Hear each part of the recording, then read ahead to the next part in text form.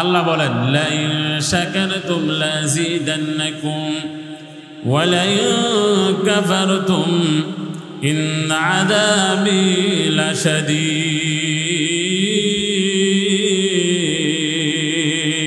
আল্লাহু আকবার।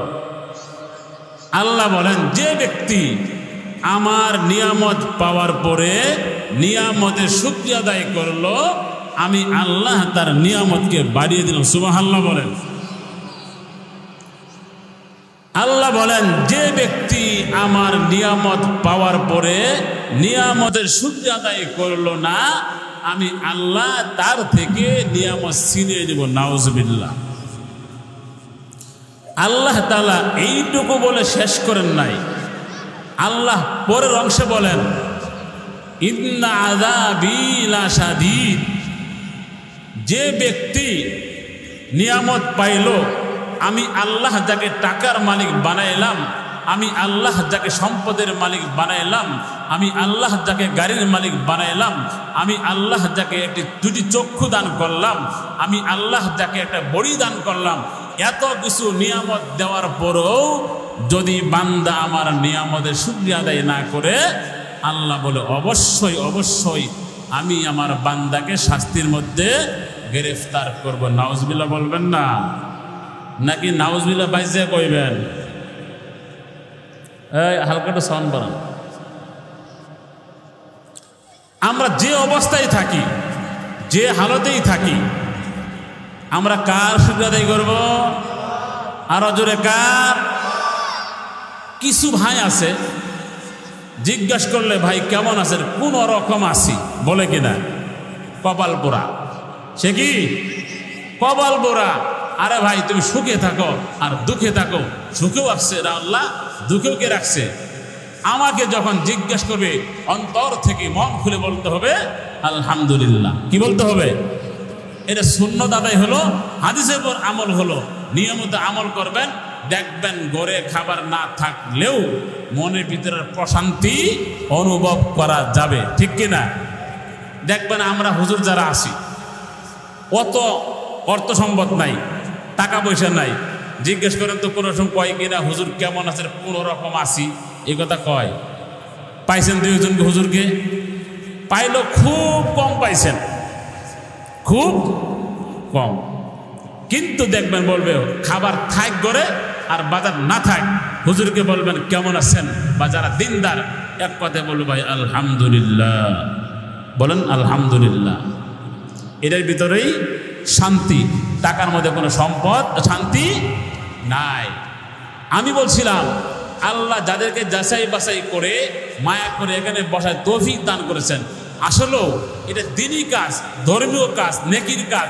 এখানে সবাই আসতে পারে, আল্লাহ যাকে কবুল করে সেই আসতে, অন্য কেউ আসতে পারে।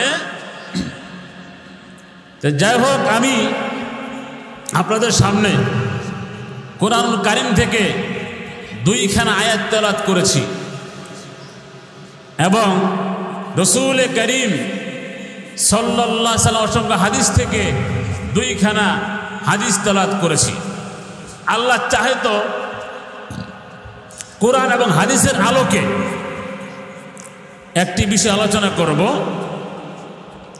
সুদের ভয়াবহ গুনাহ। আলোচনার বিষয়বস্তু কি বলেন? সুদের ভয়াবহ গুনাহ। এই সুদ খাইলে, ঘুষ দিলে আল্লাহ কি শাস্তি দিবে, আর সুদ ঘুষ খাইলে আল্লাহ জাহান্নামে কি খাওয়াইবে, শেষে আলোচনা করব রমজানের গুরুত্ব, ফজিলত। যেহেতু রমজান বেশি দিন, মাত্র 1 মাস 5 থেকে 6 দিন আছে। 5 থেকে, আপনাকে রাগ করতেছেন যে হুজুর আইসে সুদের ওয়াজ করবে, এ তো মহা বিপদ। যারা অটোওয়ালা আছেন, ভ্যান গাড়িওয়ালা আছেন, রাস্তায় ঠেকায়া পুলিশ ভাইয়েরা কারা দে 200 টাকা, দে 500 টাকা, তাহলে কি করবে? থানায় আছে কিনা এরকম। তবে এখন টাইট হয়েছে। তবে আজকে একটা ঘটনা দেখলাম ফেসবুকে, এই যে আপনার সাভারের দিকে কিছু উলামায়ে কেরাম তারা ওই বিভিন্ন দাবি নিয়ে ময়দানে নামছিল, পুলিশেরা গুলি করে নাই, 3 জন মারা গেছে। নাউজুবিল্লাহ বলেন। আজকের ঘটনা এই নিয়েও কিছু কথা বলবো ইনশাআল্লাহ তাআলা। দেশের অবস্থা বেশি ভালো না, আমাদেরকে সজাগ থাকতে হবে। কি থাকতে হবে? সোচ্চার থাকতে হবে। কি থাকতে হবে? মোহাম্মদপুর হলো মসজিদের মার্কাজ। কিসের মার্কাজ? মোহাম্মদপুরে যত মসজিদ আছে আর কোথাও, মোহাম্মদপুর হলো উলামায়ে কেরামের মার্কাজ আর কোথাও, মোহাম্মদপুর হলো মাদ্রাসার মার্কাজ আর কোথাও এরকম মাদ্রাসা নেই। এখানে কোনো আউল ফাউল হালকা কোনো কথা হবে না, কথা হবে গরম। কি কথা হবে? একমত আপনারা? নরম কোনো কথা হবে। যা বলবো মহারবকে ভয় করে কিছু শক্ত কথা বলে যাবো এখান থেকে। কারণ দেশের অবস্থা ভালো না, চক্রান্ত চলছে, ষড়যন্ত্র চলছে। মানুষ চাচ্ছে কিভাবে এই ইসলামটাকে মিটিয়ে দেওয়া যায়, মানুষ চাচ্ছে কিভাবে এই দেশটাকে মুসলমানদের হাত থেকে খ্রিস্টানদের হাতে, নাস্তিকদের হাতে দেওয়া যায়, এই ফায়দারা চলছে। কিছু লোকের ধারণা হুজুররা ক্ষমতা নিলে চালাইতে পারবে না, আবার কিছু লোকের ধারণা হুজুররা ক্ষমতা নিচ্ছে স্বার্থের জন্য। তবে আজকে তারেক জিয়া একটা কথা বলছে তার নেতাদেরকে, যে বেশি লাভ হয় না, জনগণ মুখ ফিরায় না। তারেক জিয়া বলছে। কে বলছে? যদি তারেক রহমান, সে বলছে জনগণ যদি মুখ এবে ফিরায় নাই, আমাদের কুল কিনারা থাকবে চুরের মন পুলিশ পুলিশ। কি কন? চুরের মন পুলিশ পুলিশ। এবং এই কথা বলছে ক্ষমতায় আসা এত সহজ মনে করিয়েন না, ক্ষমতায় আসা। অতএব বিএনপির ভাইদেরকে বলবো, আপনারা আমরা শত্রু না, আমিও আপনাদের শত্রু। অতএব হাসিনার জায়গায় পা দিয়েন না। হাসিনা যে পথে হাঁটছে সেই পথে হাঁটলে হাসিনা যা হয়েছে আপনারা তাই হবে। আসমানের মালিককে, জমিনের মালিককে, আমাদের খাওয়াইকে, আমাদের পড়াইকে ভয় করবো কাকে? গুনাহ করলে পৃথিবীর কেউ না দেখলে কে দেখে? অতএব মহারবকেই ভয় করতে হবে। অন্য কোন বাতিল শক্তি, নাস্তিক, মুরতাদ, বেঈমানকে ভয় করা যাবে? কাকে ভয় করব? একমাত্র আল্লাহকে ভয় করব। এই সুদের যে আয়াত তেলাওয়াত করেছি, এই আয়াতের মধ্যে আছে আল্লাহকে ভয় করার জন্য। অতএব যদি কোনো ব্যক্তি খালেজ দিলে মন থেকে অন্তর দিয়ে আল্লাহকে খুশি করার জন্য আল্লাহর ভয় নিয়ে মারা যায়, সে বিনা হিসেবে জান্নাতে চলে যায়। দেখি কোরআন কি বলে। আল্লাহ বলেন, ইয়া আইয়ুহাল্লাযীনা আমানু লা তাকুলুর রিবা আদআফান মুদাআফা ওয়াত্তাকুল্লাহা লাআল্লাকুম তুফলিহুন।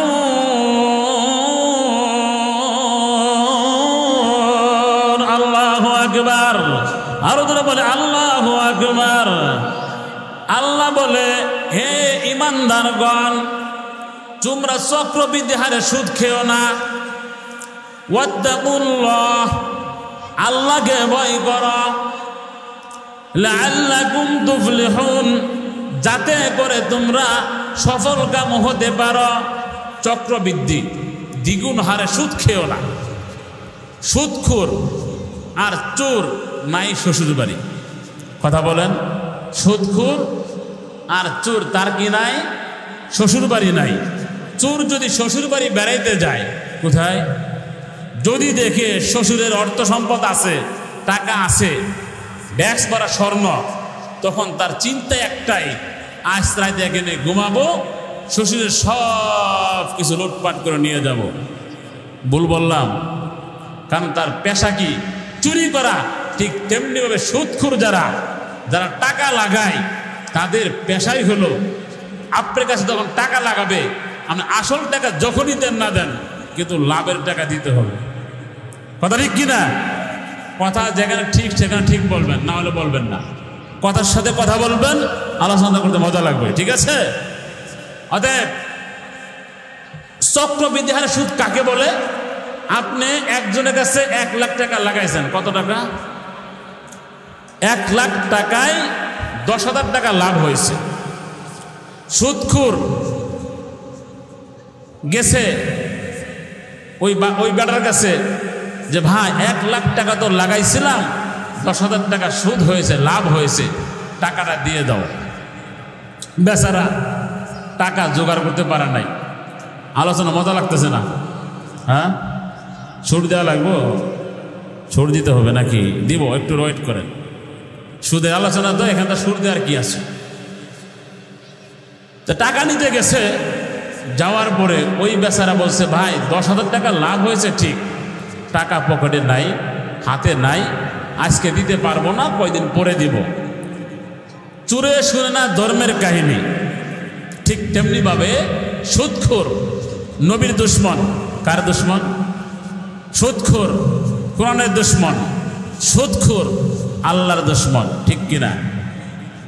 কোরআন থেকে বলছি, আজে বাজে কথা বলুন না। ওই বেটা বলতেছে ঠিক আছে 10,000 টাকা লাভ হয়েছে, দিতে পারবা না, তাহলে এই 10,000 টাকা দিয়ে গেলাম, এর উপরে আবার লাভ দিয়ে। এটাকে বলে চক্রবৃদ্ধি হারে সুদ। বুঝাইতে পারছি আপনাদেরকে আমি? 10,000 টাকা লাভ হয়েছে, আপনি পারতেছে না, সে দয়া করতে পারতো, বলতে পারতো তো ভাই করে দিও। সে এটা না বলে কি বলছে, এই 10 দিয়ে গেলাম, এর উপরে যে লাভ হয় সেটাই দিও। বুঝতেছেন কথা? কথা বুঝতে হবে। লা তাকুলুর রিবা দুআফান মুদাআফা ওয়াত্তাকুল্লাহা লাআল্লাকুম তুফলিহুন। আল্লাহু আকবার। আল্লাহ বলে বান্দারে, এই ইমানদারগণ, তোমরা চক্রবৃদ্ধি হারে সুদ খায়ো না, মহান রবকে ভয় করো, যাতে করে সফল কাম হতে পারো।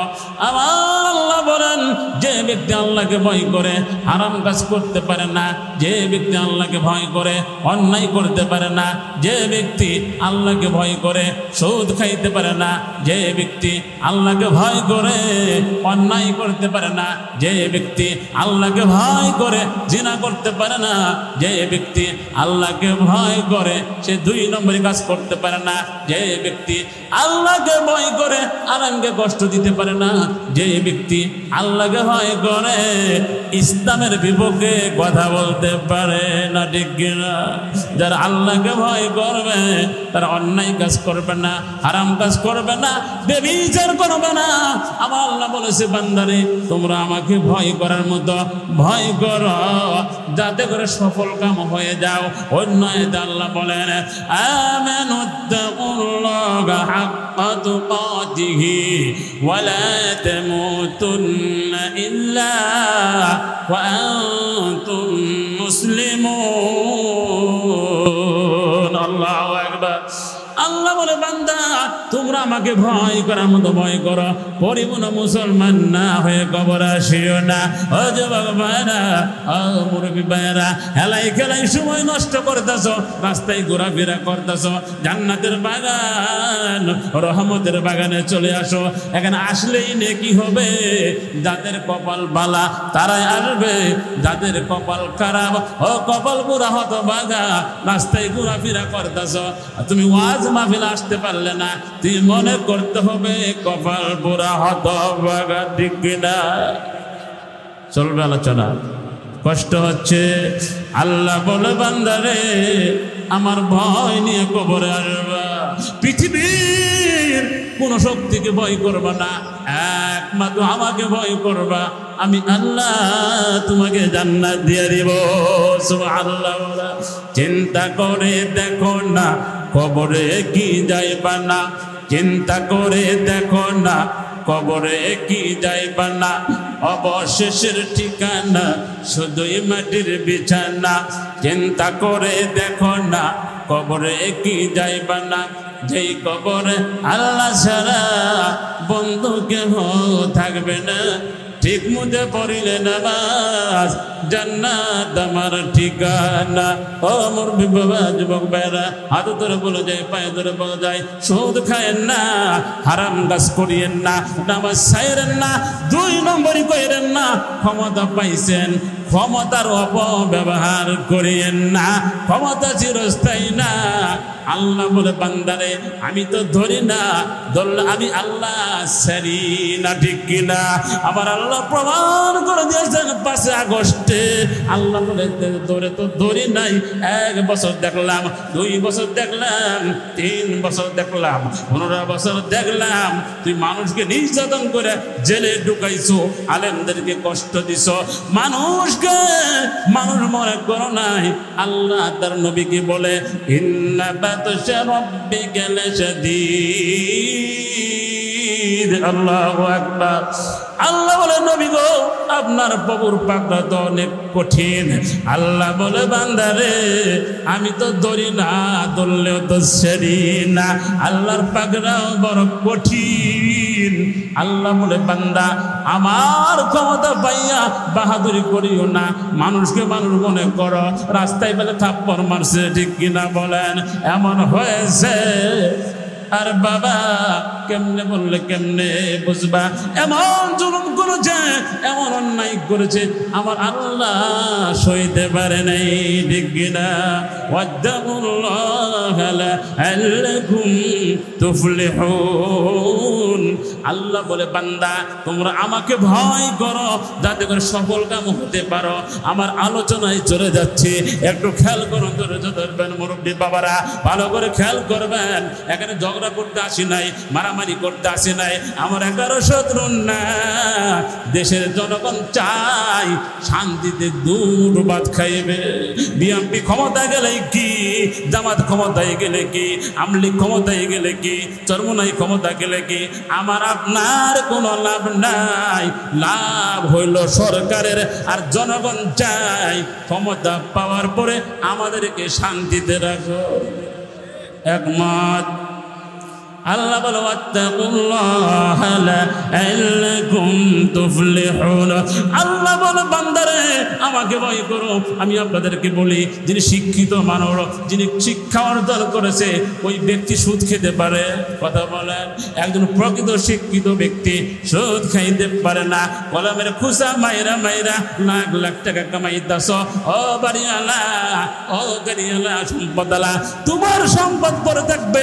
হাসিনা তো কম টাকা কামাই নাই, লক্ষ লক্ষ টাকা কামাই করেছে, 1 টাকাও সাথে নিতে পারে নাই। শুধু তাই নয়, দেশের মায়াও ছাড়তে হয়েছে, ঠিক কিনা বলে? এই সম্পদের মধ্যে কোনো শান্তি নাই। ও নাস্তিক মুরতাদ বেঈমানেরা ভালো করে খেয়াল করো, মুসলমান যখন জেগে যাবে, ঐক্যবদ্ধ হয়ে যাবে, এক জায়গায় এসে কথা বলবে, নাস্তিক মুরতাদ পালাবার জায়গা পাবে না, ঠিক কিনা বলেন?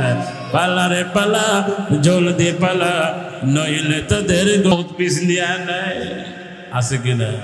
সাবধান হয়ে যাও রে, একসাথে দাঁড়াই যাবে, নাস্তিক মুরতাদ পালাবার জায়গা পাবে না, ঠিক কিনা? আমার আল্লাহ বলেছেন ওয়াত্তাকুল্লাহ, আমাকে ভয় করো। যখন সুদ খাও, যখন সুদ খাও, আর যখন টাকা লাগাও, আর যখন ঘুষ নাও, ওই সময় পৃথিবীর কাউকে নাও বললে আমাকে ভয় করো। আর আমাকে যখন ভয় করবা, তখন মনের ভিতরে থাকবে আমি আর সুদ খাইব না, ঠিক কিনা? আল্লাহর ভয় নাই, আল্লাহর মহব্বত অন্তরে নাই, আমি সুদ খাই, আমি 2 নম্বরই করি, ঠিক কিনা? আবার আমি বলেছেন عن جابر رضي الله تعالى عنه قال لعن رسول الله صلى الله عليه وسلم 4 প্রকার লোক জাহান্নামে যাইবে। কয় প্রকার? আল্লাহর নবী 4 প্রকারের লোকের উপরে লানত করেছে। 1 নম্বর, যে সুদ দেয়, যে টাকা লাগায়। কথা বলো কি? যে টাকা লাগায় হে জাহান্নামে যাইবে। আবার যে নেয় সেই জাহান্নামে যাইবে। আবার যখন সুদে টাকা লাই, মাঝখানে একজন লোক কাতেবে থাকে, লেখা দেয়। 2 ভাই টাকা লেনদেন করছে, শিক্ষিত মানুষরা বুঝে নাই, তখন কি করে? একজন কাতেব নিয়ে লেখা রাখে, এত টাকা দিলাম, এত এত তারিখ দিয়ে দিবেন। আছে কিনা সমাজে? ওই কাতেব জাহান্নামে যাইবে। ও শাহিদাই, আমার নবী বলেছেন যারা সাক্ষী থাকবে, যারা টাকা নিছে, 1 লাখ টাকা লাগাইছে। কয় লাখ টাকা? কষ্ট হচ্ছে? খারাপ লাগতেছে? গান গাইবো নাকি? গান গাইতে কর, ওইদিকে যাবো, যায়েন না, আস্তে আস্তে জায়গা মতো যাইতে দেন। যারা সাক্ষী থাকে, এদের এই ভাই, ওই ভাইয়ের 1 লাখ টাকা দিছে, ওই 2 জন ভাইকে সাক্ষী রাখছে, ওই 2 ভাইও জাহান্নামে যাইবে। নবীজি বলেছেন ওয়াকালা সাওয়াহুম, গুনাহের ক্ষেত্রে তারা সমান। গুনাহের ক্ষেত্রে আল্লাহ হাদিসে বলেছেন, আল্লাহ নবী হাদিসে বলেছেন, ওয়াহাল্লাল্লাহুল, আল্লাহ নবী হাদিসে বলেছেন আর রিবা সাবউনা জুজআন আইসারুহা, সুদের 70টি গুনাহ আছে। কয়টি গুনাহ আছে? তার মধ্যে ছোট্ট গুনাহ হলো সন্তান তার মাকে বিবাহ করলে যে গুনাহ হয়, তার আমল নামায় সেই গুনাহ লেখা হয়। নাউজুবিল্লাহ কইবেন না। এমন সমাজে অশিক্ষিত লোক আছে না, টাকা লাগাইতেছে, বসে বসে লাভ নিচ্ছে, আবার কলমের খুচা দিয়েও টাকা কামাইতেছে, আছে কি না? এরা কি শিক্ষিত না অশিক্ষিত? কথা বলেন, শিক্ষিত না অশিক্ষিত? শিক্ষিত ব্যক্তি, প্রকৃত শিক্ষিত ব্যক্তি কোনদিন সুদ খেতে পারে না, ঘুষ নিতে পারে।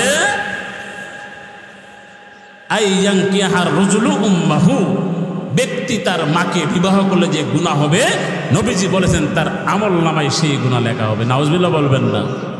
কত বড় গুনাহের কাজ দেখছেন। সুদ সবাই জানে এটা হারাম। অতএব যারা বড় বড় টেবিলে আছেন, চেয়ারে বসে আছেন, কোথায় কথা বলেন, অফিসে বসে আছেন, আরে ভাই অফিসে গেলে ঘুষ, হাসপাতালে গেলে ঘুষ, পাসপোর্ট অফিসে গেলেও ঘুষ দেওয়া লাগে, কোথায়? ঠিক কিনা? সেদিন গেছি পাসপোর্ট অফিসে, হুজুর জি এদিকে আসেন, 3000 টাকা দিবেন, চোখের পলকে কাজ শেষ হয়ে যাবে, আপনার কিছুই করতে হবে। আমি ভাই থাম বেড়া, কার কাছে এসো, প্রয়োজন 1 মাস 2 মাস পরে আমরা কি নেব, পাসপোর্ট নিব, তোরে ঘুষ দিব। কতক্ষণ আমার পিছিয়ে পিছিয়ে ঘুরলো, ঘুরার পরে কাজ হইল, চান্স হইল না। ওই দেখ হুজুর আপনি করেন, পরে আলহামদুলিল্লাহ 18 দিনের মাথায় পাসপোর্ট পাইছে, আলহামদুলিল্লাহ বলেন। আর আপনি যদি বলতেন তাড়াতাড়ি আমার লাগবো, 3000 টাকা ঘুষ দেওয়া লাগতো, আপনিও জাহান্নামী, যিনি নিবে তিনিও কি জাহান্নামী। সুদের কথা অনেক ভয়াবহ কথা বলছে, আলোচনা করে শেষ করা যাবে না, অনেক কঠিন কথা বলছে।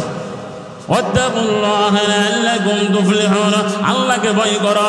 যারা সুদ খায়, সুদের বড় টাকা লাগায়, তারা প্রকৃত শিক্ষিত হইতে পারে না, ঠিক কিনা? কবি বলেছেন কবির ভাষায়, শিল্পী বলেছেন শিল্পীর ভাষায়, ওরা হলো শিক্ষিত শয়তান। আরে কি বলবো, বলবো নি, গাইবেন আমার সাথে 2 কলি। ওরা শিক্ষিত শয়তান, ওরা শিক্ষিত শয়তান, ওরা শিক্ষিত শয়তান, দুর্নীতির ওই আখড়ায় বসে জাহির করে জ্ঞান, কলম দিয়ে কামায় টাকা, ঠিক কিনা? কলম দিয়ে কামায় টাকা, আবার ধরে সে দুর্বেন। ওরা শিক্ষিত শয়তান, ওরা শিক্ষিত বেঈমান, ওরা শিক্ষিত শয়তান। কষ্ট হচ্ছে, খারাপ লাগতেছে, কিছু ভাইয়ের গায়ে ধরে গেছে, ওই হুজুর সেই সুদের ওয়াজ শুরু করছে, আর কোনো বিষয় বস্তু পাই, এই আলোচনা গ্রহণ করলে অনেকেই মজা পায় না। ওরা শিক্ষিত শয়তান, ওরা শিক্ষিত শয়তান, ওরা শিক্ষিত বেঈমান, ঠিক না? ওরা হলো দেশের লাগি মহামারীর মতন, ফাইলে কলমটা গাইয়া চালাই তারা নির্যাতন, ঠিক না? ওরা হলো দেশের লাগি মহামারীর মতন, ফাইলে কলমটা গাইয়া চালাই তারা নির্যাতন। ঘুষের টাকায় ওদের বুড়ি, ঘুষের টাকায় ওদের বোর্ডিং করে যে টান টান। ওরা শিক্ষিত শয়তান, ওরা শিক্ষিত শয়তান, ওরা শিক্ষিত শয়তান, ওরা শিক্ষিত বেঈমান। ভুল বললাম? আল্লাহ বলে ইয়া আইয়ুহাল্লাযীনা আমানুত্তাকুল্লাহ ওয়া যারু মা বাকিয়া মিনার রিবা ইন কুনতুম মুমিনিন। আল্লাহু আকবার। আল্লাহ বলে হে ঈমানদারগণ, তোমরা আল্লাহকে ভয় করো। সুদের যে বকিয়া হয়েছে, সুদের যে লাভ হয়েছে, ওটা মাফ করে দাও যদি তোমরা মুমিন হয়ে থাকো। কোরআন থেকে বলছি। এই আয়াতের অর্থ হলো যদি সুদের পর টাকা লাগাইয়া থাকেন, যে টাকা লাভ হয়েছে ওটা না নিয়ে মাফ করে দেন যদি মুমিন হয়ে থাকেন, অন্যথায় আল্লাহর পাকড়াও বড় কঠিন। আমানুত্তাকুল্লাহ, আল্লাহকে ভয় করো, সুদের যে বকিয়া হয়েছে মাফ করে দাও, হইতে পারে আল্লাহ আপনাকে ক্ষমা করে দিতে পারে। কথা বলেন। এরপরে আল্লাহ আয়াতে বলেছেন فَإِن لَّمْ تَفْعَلُوا فَأْذَنُوا بِحَرْبٍ مِّنَ اللَّهِ وَرَسُولِهِ। এরপর যদি কোরআন এবং হাদিস থেকে আলোচনা শোনার পরও যদি কোনো ব্যক্তি সুদ আর ঘুষ থেকে বিরত না থাকে, কোথায় থেকে? فَأَذَنُوا بِحَرْبٍ مِّنَ اللَّهِ وَرَسُولِهِ। আমার আল্লাহ ঘোষণা করেন তোমরা আল্লাহ এবং রাসূলের সাথে যুদ্ধ করার জন্য তৈরি হয়ে যাও। নাউজুবিল্লাহ বলে। কেউ কি আল্লাহ এবং রাসূলের সাথে যুদ্ধ করে পারবে? কখনোই নয়। এটা খুবই কঠিন। সুদ ঘুষ এটা আলোচনা করলে অনেকে কষ্ট পাবে জানি, কিন্তু আলোচনা করতে হবে। নবীজি অন্য হাদিসে বলেছেন দিরহামু রিবা ইয়াকুলুহু রাজুলু ওয়া হুয়া ইয়ালামু আশাদ্দু মিন 36 জানিয়াতান। ভালো খেয়াল করবেন, যে ব্যক্তি একটি রূপ্য মুদ্রা জেনে শুনে খাবে, একটি রূপ্য মুদ্রা জেনে শুনে খাবে, নবীজি বলেছেন 36 বার জিনা করলে যে গুনাহ হয় তার আমল নামায় সেই গুনাহ লেখা হয়। নাউজুবিল্লাহ বলেন। আস্তে কর নাউজুবিল্লাহ। আরো হাদিস শুনবেন, নবীজি বলতেছেন আদাইতু লাইলাতান উসরিয়া বি আলা কওমিন বুতুনিহিম কাল বুয়ুত। নবীজি বলে আমি মেরাজের রাত্রে বের হলাম সাথীকে নিয়ে, জিবরাইলকে নিয়ে বের হলাম। সেখানে গিয়ে দেখি কিছু লোকের পেট এত বড়। ও সুদখুরেরা ঘুষখুরেরা সাবধান হয়ে যাও, দুনিয়ার টাকা কামাইতেছ, মরার পরে বুঝবা এদের কত শাস্তি, ঠিক কিনা? নবীজি দেখলেন এত বড় ঘরের মতো পেট, এত বড় ঘরের মতো ফিগাল হাইয়াতু। দেখলেন ওই পেটের মধ্যে শুধু সাপ আর সাপ। নাউজুবিল্লাহ। নবীজি হাদিসে বলেন মিন খারিজি বুতুনিহিম, পেটের বাইরে দেখা যাচ্ছে সাপগুলো। দংশন কথা কি করতেছে? দংশন শুরু করে দিছে। নবীজি বললেন ফাকুলতু মান হাউলাই জিবরাইল, হে জিবরাইল এরা কারা? এরা কোন শ্রেণীর লোক যাদের পেটের মধ্যে সাপ দেখা যায়, বাইরে থেকে দেখা যাচ্ছে? মায়ার নবী বলেন নবী গো, এরা বেনামাজি নয়, এরা বেআমল নয়, যাকাত দেয় না এমন লোক নয়। এরা হলো যখন দুনিয়াতে ছিল সুদের বড় টাকা লাগাইয়া ওই টাকা খাইতো, আমার আল্লাহ সেই জন্য তাকে পেটের মধ্যে সাপ ঢুকাইয়া বলতেছে ও আমার বান্দারা, দুনিয়াতে যখন ছিলা সুদের বড় টাকা লাগাইয়া খাইছো, এখন তোমার পেটের মধ্যে সাপ তাইকা তোমাকে দংশন করতেছে। নাউজুবিল্লাহ বলে। আরো হাদিস শোনা দরকার আছে, 4টা হাদিস কয়েছি। কয়টা? আরো বলতে হবে। আর কথা শুনবেন বিরক্ত হয়ে যাইবেন। সুদ ঘুষ হারাম এটা সবাই জানে, ঠিক কিনা? সবাই জানে এটা হারাম। অতএব ভাই এর থেকে বিরত থাকেন। এখনো যারা বাহিরে ঘোরাফেরা করছেন মেহেরবানি করে মাহফিলের প্যান্ডেল চলে আসুন। লা ইলাহা ইল্লাল্লাহ, লা ইলাহা।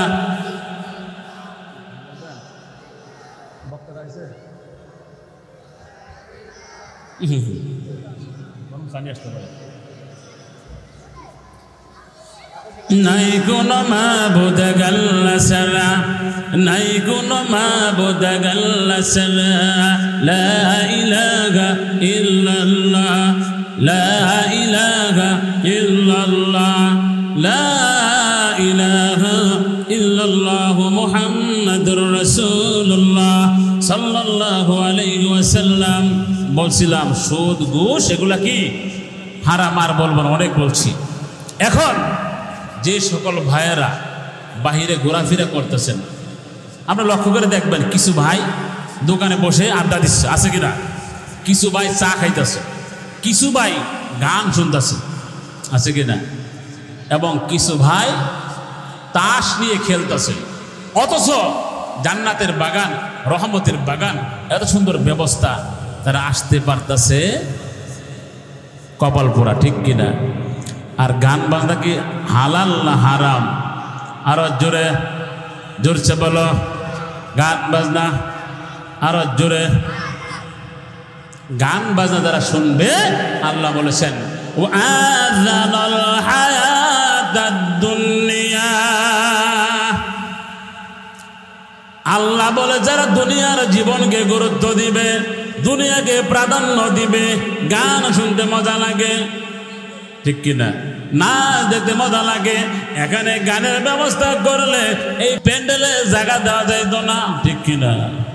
ও যুবক ভাইরা, ও মুরব্বি ভাইরা, হাতে ধরে বলা যায়, পায়ে ধরে বলা যায়, গান বাজনা শুনেন না, হারাম কাজ কইরেন না, অন্যায় কইরেন না, 2 নম্বরই কইরেন না, সুদ খায়েন না, সুদ খেলে জাহান্নামে যাইবেন, গান শুনলেও জাহান্নামে যাইতে হবে। আল্লাহ বলে বান্দা ওয়াযানাল হায়াতাদ দুনিয়া, যারা দুনিয়ার জীবনকে গুরুত্ব দিবে, নাচ গানকে গুরুত্ব দিবে, গান শুনতে মজা লাগে, আল্লাহ বলে ফাইনাল জাহিমা হিয়াল মাওয়া। আল্লাহু আকবার।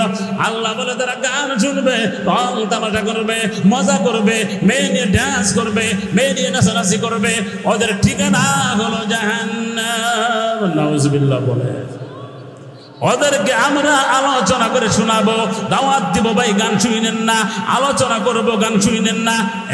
এরপর যদি গান শুনে আমাদের কোনো দোষ আছে? আমাদের কোনো দোষ আছে? ও যদি গান শুনে জাহান্নামে যায়, আমাদের কিছু করার নাই। আমাদের দায়িত্ব হলো তাদের কানে দাওয়াত পৌঁছিয়ে, বাল্লিগু আন্নী ওয়ালাউ আয়া। নবী বলেছেন আমার পক্ষ থেকে একটি বাণী হলো মানুষের মধ্যে পৌঁছিয়ে। কিন্তু তুমি গান বাজনা শুনবা, ওয়াজ মাহফিলে আসবা না, তুমি কেমন মুসলমান? গাও বাংলাদেশ গাও, বলবেন গাও বাংলাদেশ গাও, আর এই চমত গাও, মন চাহিলে নেচে গে জাহান্নামে যাও, ঠিক কি না?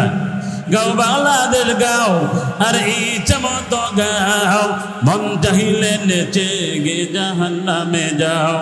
গাও বাংলাদেশ গাও, আর এই চমত গাও, মন চাহিলে নেচে গে জাহান্নামে যাও। যেমন ইচ্ছা তেমন করবে, মনের সুখে গান গাইবা, মাঝে মাঝে তিরিং বিরিং কোমর দোলাই নাচিবা, ঠিক কিনা? যেমন ইচ্ছা তেমন করবে, মনের সুখে গান গাইবা, মাঝে মাঝে তিরিং বিরিং কোমর দোলাই নাচিবা। ভালো লাগে মুজি তাই এত না জানাজি, ভালো লাগে মুজি তাই এত না জানাজি, এত কেন নাচানাচ জাহান্নামে যাও, ঠিক কিনা? এত কেন নাচানাচ জাহান্নামে যাও। মুসলমানকে মানতে হবে কোরআন হাদিসের সীমানা, সেই সীমানা লঙ্ঘন করলে জাহান্নামে ঠিকানা, ঠিক কিনা বলেন? মুসলমানকে মানতে হবে কোরআন হাদিসের সীমানা, এই সীমানা লঙ্ঘন করলে জাহান্নামে ঠিকানা, ঠিক কিনা? মজা লাগে বুঝি তাই এত না জানজি, এত কেন নাচানাচ জাহান্নামে যাও, এত কেন নাচানাচ জাহান্নামে যাও। যদি কেউ গান বাজনা শুনে জাহান্নামে যায়, কিছু করার আছে? মুরব্বি বাবারা, যুবক ভাইরা, হাতে ধরে বলা যায় কোমরটা বড় কঠিন। এই যে আগুন দেখতেছেন, আগুনের চাইতে কবরের আগুনের পাওয়ারফুল 69 গুণ বেশি হবে। নাউজুবিল্লাহ। মুরব্বি বাবা, শক্ত কথা বলি, হক কথা বলি, দমক দিয়ে কথা বলি, আর অর্থ এই নয় শত্রু আমরা যাই এই অবুলা মুসলমানগুলো যারা দিন বুঝে না, ইসলাম বুঝে না, ইসলাম বুঝে ইসলামের ছায়া তলে এসে তারা জান্নাতে যায়। সুবহানাল্লাহ। মুরব্বি বাবা, জান্নাতটা কেমন হবে? আমার আল্লাহ বলেছেন যদি কোনো ব্যক্তি ঈমান এবং আমল নিয়ে কবর আসতে পারে, আল্লাহ বলে বান্দারে আমি জান্নাতের মধ্যে আল্লাহু আকবার, আল্লাহ বলে বান্দা ঈমান আমল নিয়ে কবর আসবা, হারাম কাজ করবা না, অন্যায় করবা না, ব্যভিচার করবা না, ঈমান আমল নিয়ে কবর আসলে আমি আল্লাহ তোমাদের জন্য জান্নাতের মধ্যে বড় বড় ডাকর ডাকর চক্ষু বিশিষ্ট আমি আল্লাহ হুরের ব্যবস্থা করেছি। সুবহানাল্লাহ বলে চিন্তা করে দেখো না কবরে কি যাইবা না, চিন্তা করে দেখো না কবরে কি যাইবা না, অবশেষের ঠিকানা শুধুই মাটির বিছানা দেখে না। ও বাড়িওয়ালা, ও গাড়িওয়ালা, সম্পদওয়ালা, টাকার মালিক হইলা, বাড়ির মালিক হইলা, গরিবকে মানুষ মনে করো না, গরিবকে দান করো না, গরিবকে সাহায্য করো না। এই বাড়ি এই গাড়ি তোমাকে জাহান্নামে নিয়ে যাবে, এই বাড়ি আর গাড়ি তোমাকে জাহান্নামে নাই, এই বাড়ি আর গাড়ি দিয়ে গেলাম দেখে না, অবশেষের ঠিকানা শুধুই মাটির বিছানা। চিন্তা করে দেখো না কবরে কি যাইবা না, ওই কবর আল্লাহ ছাড়া বন্ধু কেহ থাকবে না। ঠিক মতো পড়িলে নামাজ জান্নাত আমার ঠিকানা। ও যুবকরা, ও মুরব্বি বাবারা, হাতে ধরে বলা যায়, পায়ে ধরে বলা যায়, গুনাহ কাজ ছেড়ে দেন, 5 ওয়াক্ত নামাজ পড়ে, সামনে রমজান মাস আসতেছে, নিয়ত করেন হুজুর একটি রোজাও আমরা ছাড়ব না। সুবহানাল্লাহ। আল্লাহ বলেছেন ইয়া আইয়ুহাল্লাযীনা আমানু কুতিবা আলাইকুমুস সিয়াম। আল্লাহু আকবার। আল্লাহ বলে ঈমানদারগণ আমি তোমাদের উপরে রোজাকে ফরজ করেছি, কামা কুতিবা আলাল্লাযীনা মিন ক্বাবলিকুম লাআল্লাকুম তাত্তাকুন। আল্লাহু আকবার। আল্লাহ বলে বান্দারে যেমনি ভাবে আমি আগের লোকদের উপরে রোজাকে ফরজ করেছিলাম। সুবহানাল্লাহ বলেন আমার বাবা রোজাকে কেন ফরজ করলেন? আল্লাহ বলল আল্লাহকে ভয় করো, রোজা রাখলে আল্লাহকে ভয় করা হয়, রোজা রাখলে অহংকার আসে না, রোজা রাখলে মহারবকে পাওয়া যায়, রোজা রাখলে আমার আল্লাহকে পাওয়া যায়। আমার বাবারা বাবারা হাতে ধরে বলা যায়, পায়ে ধরে বলা যায়, রমজান মাস আগত একটা রোজাও ছাড়বেন না, নিয়ত করা যায় না। হাত তুলে দেখেন, হাত তুলো সময় কম। আল্লাহ সকলকে কবুল করে নাও, জানে মানে বরকত দিয়া দাও, নেক আমল করে তৌফিক দিয়া দাও। আমার আল্লাহ বলেছেন কুতিবা আলাইকুমুস সিয়াম। আল্লাহু আকবার। রোজাকে ফরজ করেছি। ও মুরব্বি বাবা, যুবক ভাইরা, রোজা ছেড়ে দেওয়ার কোনো সুযোগ নাই যদি আমার আপনার কোনো উযর না থাকে। আমাদের সমাজে কিছু ভাই আছে সিগারেট পার্টি, কি পার্টি, সারাদিন ক্ষুধায় থাকে, উপাস থাকে, সিগারেট খেয়ে রোজা ছেড়ে দেওয়া আছে কিনা? চাঁদুদান ভাইদেরকে বলবো, অনুরোধ করে বলবো, রমজান মাসে দিনের বেলা হোটেল খোলা রাখবেন না। কথা বলেন, দিনের বেলা আপনি রোজা রাখবেন না, আবার খানা চালু রেখে আর একদিনকে রোজা ছেড়ে দেওয়ার সুযোগ করে দিবেন, এই কাজ করিয়েন। কথা বুঝতেছেন? নবীজি বলেছেন মান সামা রমাদানা ঈমানান ওয়া ইহতিসাবান, যে ব্যক্তি রমজান মাসে রোজা রাখবে সওয়াবের নিয়তে ঈমানের সহিত, মায়ের নবী বলেন আল্লাহ তার পিছনের গুনাহগুলো ক্ষমা করে দিবে। সুবহানাল্লাহ বলেন।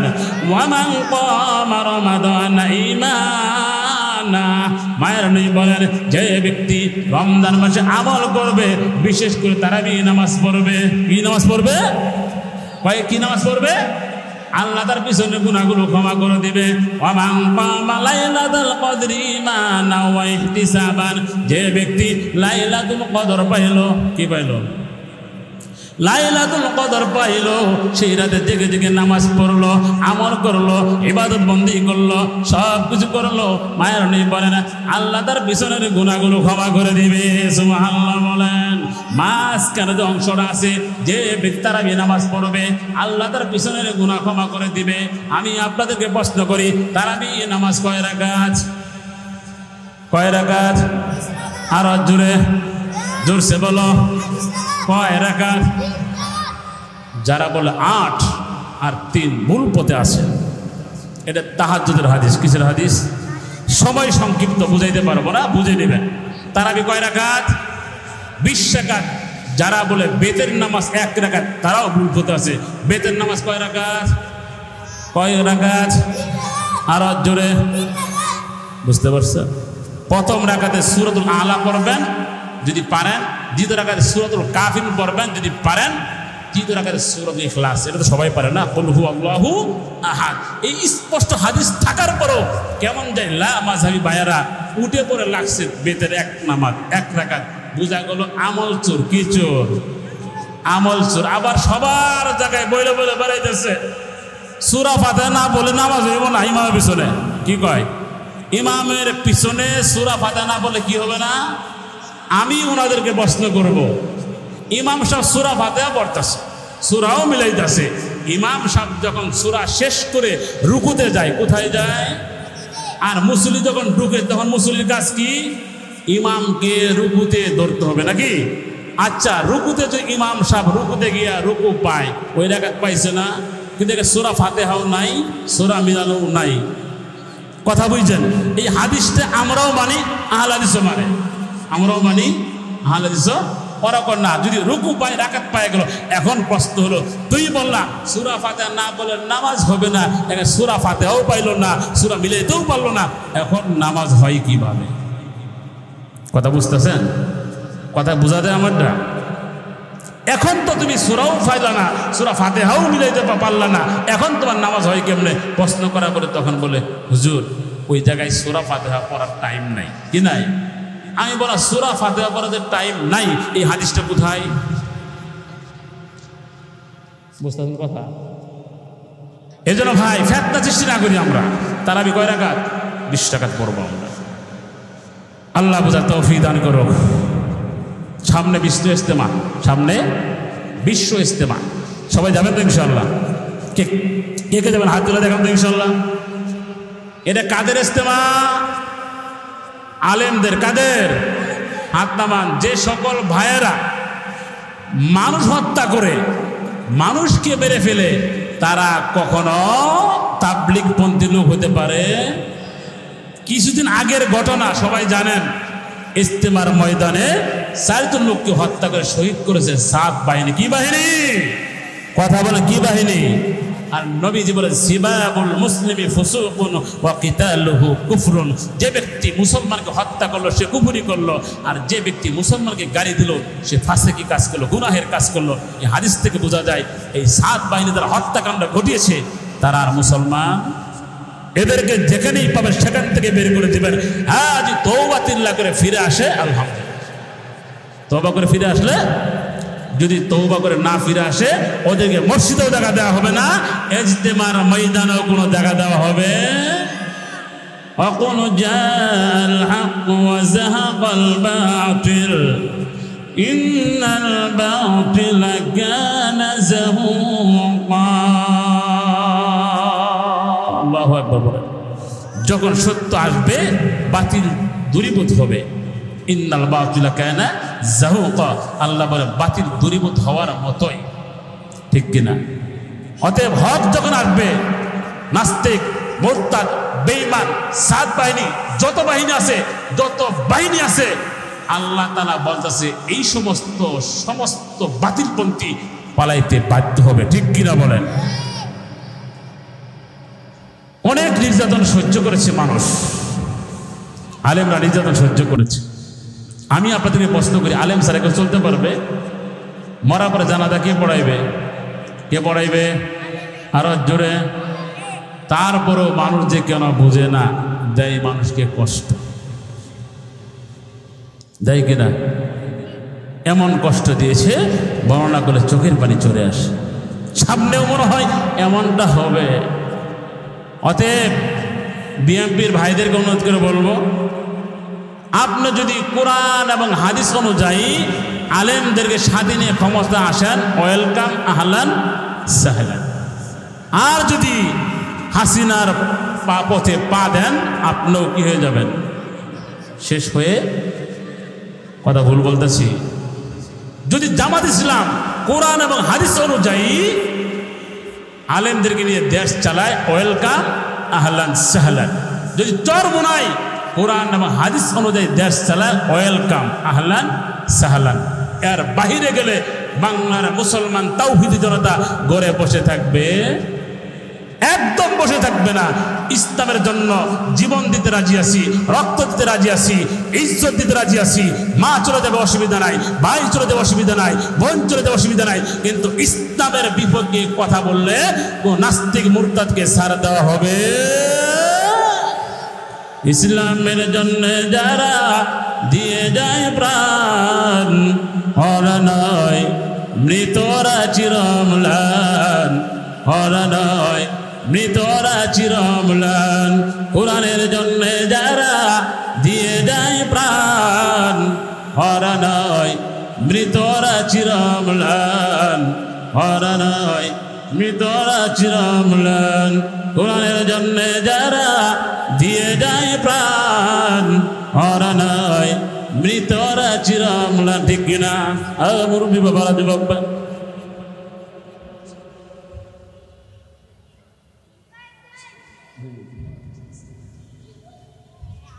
আমার উস্তাদ চলে আসছে, আমাদের সবাই চিনেন, আপনারা জানেন, আমাদের যে আপনাদের পাশে মসজিদ খতিব সাহেব চলে আসছে, আলোচনা করবে। কথা লম্বা করবো না, কথা শেষ করে দেবো। আসলে দেশের পরিস্থিতিও ভালো না, অবস্থা ভালো না। সব কিছু মিলে আমাদের কি থাকতে হবে? সজাগ থাকতে হবে। কি থাকতে হবে? সজাগ থাকতে হবে। কোন নাস্তিক মুরতাদ বেঈমান লাল চক্ষুকে ভয় করা যাবে? কাকে ভয় করব? অবশ্যই ভয় করব। কিন্তু একটা বিষয় বলে আমি শেষ করে দিব। আমরা যারা মধ্যবিত্ত, অসহায়, যারা ঠিক মতো চলতে পারি না, এরা পড়ে বিপদে। এরা কি পড়ে? না খাইতে পারে, না চলতে পারে। এদের কথা, এই কথাটা আই নদীন আল আজাদ সুন্দর করে বলে গেছে। দেখবেন যারা ক্ষমতায় আসে, এর আগে গাদাকে বাবা ডাকে, ক্ষমতায় গেলে বাবাকে গাদা আসে কিনা। আর উচিত কথা কইবেন, হক কথা কইবেন, তারা কি হয়ে যায়? বেজার হয়ে যায়। আছে কিনা সমাজে এমন লোক? যারা আসবেন আসেন, অসুবিধা নাই, গরিবদের পাশে দাঁড়াইতে হবে। ঠিক কিনা? গরম বাদে বিলাই বেজার, উচিত কথায় মা ওই বেজার। ঠিক কিনা? কইতে গেলে কিপ্তি রাজার মনে লাগে ভয়, আমরা গরিব আমাদের দেখার মতো কেউ নাই, আমরা গরিব আমাদের দেখার মতো কেউ নাই। এটুকু বুঝতে পারবেন না? আমরা গরিব আমাদের দেখার মতো কেউ নাই। ক্ষমতাতে জাতি পারলে জীবনে একবার, জ্ঞানী বাড়ি হতে ভাই দেরি হয় না তার। দিকেরা ভুল বললাম। ক্ষমতাতে জাতি পারলে জীবনে একবার, জ্ঞানী বাড়ি হতে ভাই দেরি হয় না তার। মঞ্চে আজকে সব বেশি বুটেতে দাঁড়ায়, আমরা গরিব আমাদের দেখার মতো কেউ নাই, আমরা গরিব আমাদের দেখার মতো কেউ নাই। একদিন দেখি চান্দু চাঁদের সোনার ছেলেরা, চাঁদের জন্য বাপের মাথায় বসাইল সুরা। আছে কিনা? সামদা নেওয়ার জন্য বাবারও চিনে না, ভাইকেও চিনে না, কাউকে চিনে না, টাকা দরকার। কি? একদিন দেখি চান্দু চাচার সোনার ছেলেরা, চান্দার জন্য বাপের মাথায় বসাইল সুরা। থানায় গেল মামলা দিতে, সেনে গিয়েও জায়গা নাই। না তারা কি কয় জানেন? থানা কিনে নিছি। থানা? আল্লাহ কয় সাবধান হয়ে যা, থানা কিনে নিছ, এমন অবস্থা করব থানা গোলা ভরে দিবে। চাচা এমপি হয়ে গেছে, চাচার আর খবর নাই। আর কত কাল এরম দুকা খাবি রে তোরা, আয়নার বায়া খঙে যাই খাদাই সব সোরা। ঠিক কিনা? সব সোরা গেছে নি? কথা কান গেছে কিনা? আর কত কাল এরম দুকা খাবি রে তোরা, আয়নার বায়া খঙে যাই খাদাই সব সোরা। অতএব এক হইতে হবে, ঐক্যবদ্ধ হইতে হবে, একসাথে কথা বলতে হবে। ও নাস্তিক মুরতাদ বেঈমানকে ভয় করা যাবে না। যদি আমরা মুসলমানদের সজাগ থাকি, এক থাকতে পারি, সমস্ত বেঈমান নাস্তিক মুরতাদ এই বাংলার জমিন থেকে পালাইতে